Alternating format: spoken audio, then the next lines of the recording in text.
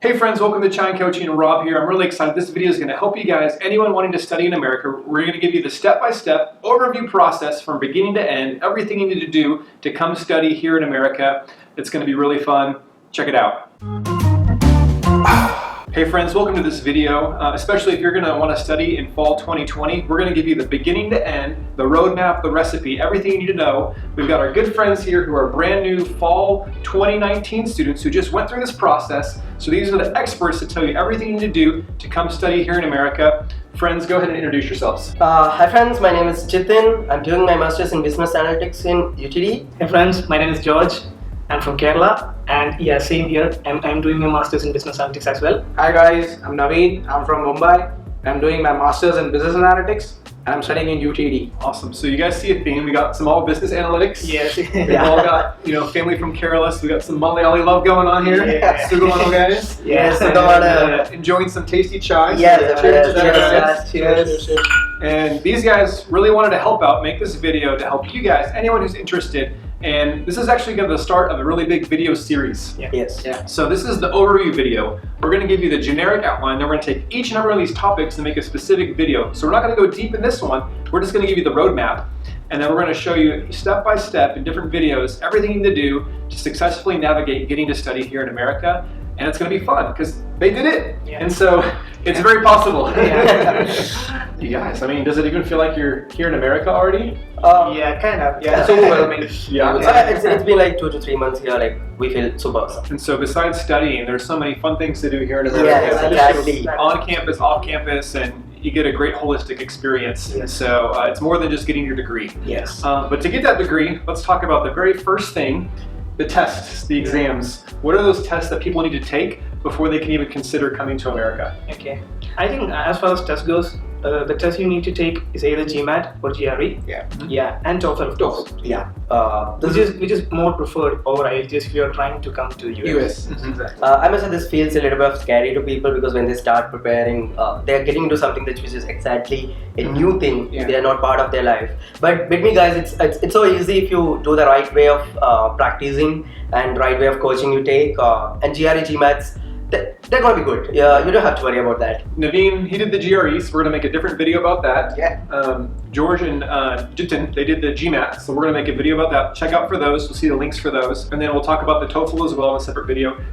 Before we go into details in the other videos, what are just about the timelines? When do people need to start thinking about these, need to take these for when they study in America? I feel the earlier the better. Yeah. Yeah. Yeah, you have to actually look for the deadlines of your universities so that you get a picture like when you want to start. Like I would suggest people to start it like the maximum early they can. Maybe like around 6 months if you're looking for a fall 2020 intake. Start it around like 6 months or maybe like half of the year before, so that you get enough time to practice and enough time to get this with a good scores. Yeah. It's when you take these mock tests that you really truly realize where you are at. So you need room for improvement. So I think the earlier you start, it's better for you. So first of all, just give your mock test and then get an overview of where you stand. Yeah. And then go forward with it. Yeah. That's the only thing you can do right now. We are not saying go 100% 6 months before. Just give it a try. Just But start and get into the flow so that it's easy to pick up whenever you're going down in your scores. You get a lot of room to improve and just make your score the best. You're going to take your exams, you're going to get your scores. Before we even start thinking about colleges and applying, another important question to ask is, why do you even want to study in America? And why is that an important question? Why do people need to wrestle with, why do I even want to study in America? Well, America is super fun. I must say it's an entirely different culture here, and you get a very quality education here. It's not just about mucking up the textbooks that we do in India deadlines. Like there are a lot of cultural events here. There are a lot of good professors that are gonna take you into practical kind of knowledge.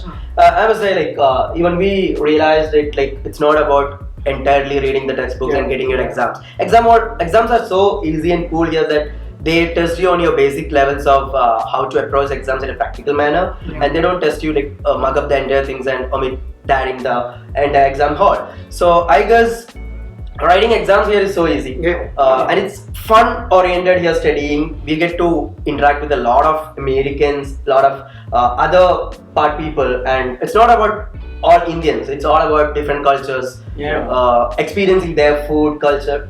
Everything's awesome. Yeah. I think what we're studying in the US is more industry related. Yeah. We tend to study more of what the industry actually needs. So, whatever you're studying, you get a chance to do it. That's what I feel. And while America is more practical than theoretical, America's hard too. I mean, being away from friends and families, different cultures, students face a lot of struggles, which is a surprise. The American dream isn't always the dream they dreamt of. Yes. And so we'll make a whole video about studying in America, what to consider, pros and cons, and make sure you're making a good decision for you and your family, and that big investment of the time and money and effort, because it's not for everybody, but it could be for you. So we'll discuss that. So once they've got their exams, once they're convinced, next is shortlisting and applying. Why is that the important next step? Well, shortlisting universities is most important, I would say, because if you don't have any overview of what universities are going to offer, what subjects they're going to offer, you can't go ahead. So just think of what field you want to go with. Like, we knew that I want to go into business analytics. Why? Because I have experience. Look for those universities which are actually giving you the curriculum which you want. And then look at the scores. Of course, right? Just like Naveen was pointing out, like, it is very important that you prepare the list of universities according to your backgrounds. Because if you feel that you want to study business analytics, then you should be checking out which are the universities that are giving out the best in business analytics. It's not a common way of choosing universities just from scratch. It's all about making research on your universities at the first hand, so that you get a good plan of what you're going to study and what the curriculum university is going to offer you. Because it's all about ending up a good internships, good jobs and all. So it really matters what university that you are getting into. To be honest, you should really know what you want. And shortlist universities on the basis of that. Don't just go for the ranking. So a university that might be highly ranked might not be the one for you. So just go through the curriculum and realize what you want. Does it align with your interest? So I think that's the way to go. Along with shortlisting, besides just the class ranking, we're going to talk about things like location, Yes. cost that of is living, very important. That's very important. and cost of tuition. There's a lot of extra factors besides just the ranking that are really important. And even we're going to talk about whether or not you should take coaching and whether that's necessary. There's been good and bad experiences with coaching, so we're going to cover that in the shortlisting video as well. So be excited. All right, friends. So now that you've shortlisted and want to start applying, what are the important documents and things that people have to take care of for the admissions process? Well, the first thing is the SOP, Statement of Purpose. So it's basically giving an overview of your overall profile.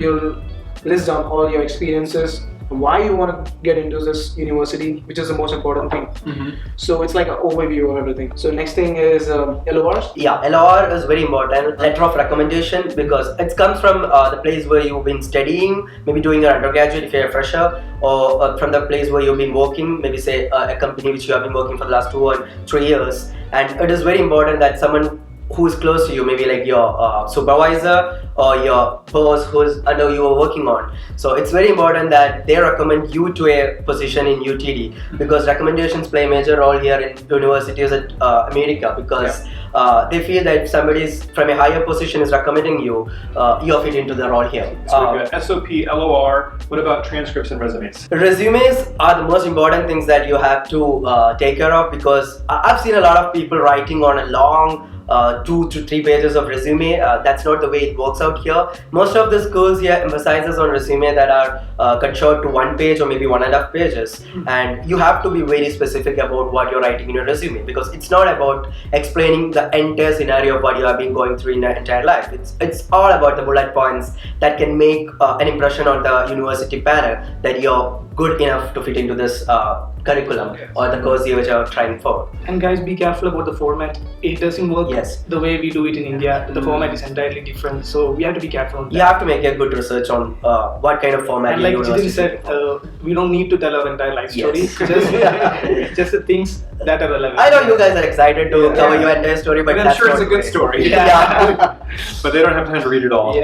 Once you get here, then you can tell them. That's it. So we'll cover all those things in another videos: SOP, LOR, transcripts, resume. So talk about now, once all these papers are submitted, you start hearing back from colleges. Some say yes, some say no, some waitlist. What is next in that process? So the main thing is your own preference, I would say. So some people go for different states. If they have different relatives living there, that can be an advantage. Or they have good curriculum, they can go there. So what my preference was Dallas, as the living cost So different states have different living costs, right? If you live in California, living cost is much higher. Whereas if you live in Dallas, we are comparatively giving less. So you got to think about that according to your situation.